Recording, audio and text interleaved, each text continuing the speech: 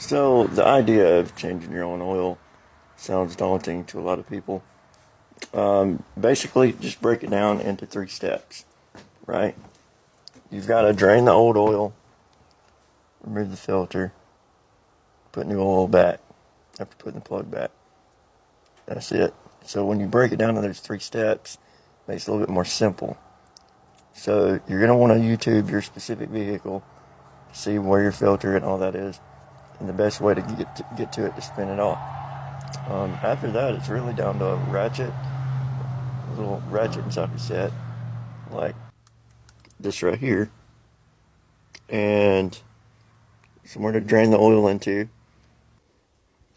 and finding your oil cap, or your 17 cap, whichever, and wherever your dipstick is. It's usually got the genie in the bottle lamp thing right there. It's actually an oil vat, but looks like a genie.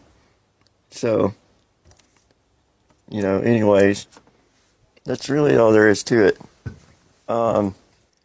Also, to make it even easier, when you buy your filter and your oil at the parts store, generally, and I recommend O'Reilly, it's where I go, but no matter where you go, generally they can look up the refill amount.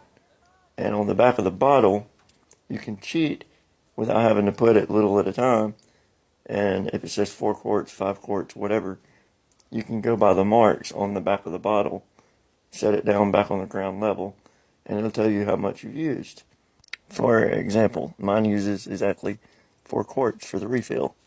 So if you look over here, quarts, it counts down backwards.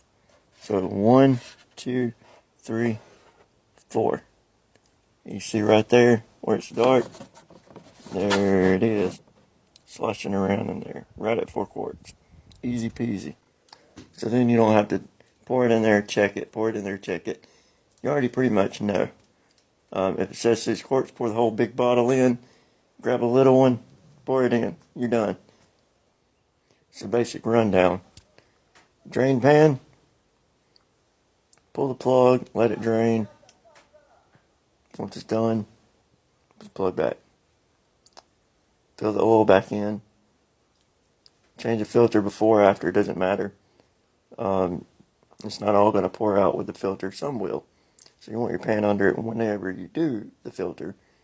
But once your plug and filter are back, put the oil back and fill it back up.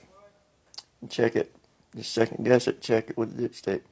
When you're done, and get it off the ramps. Done. Easy peasy.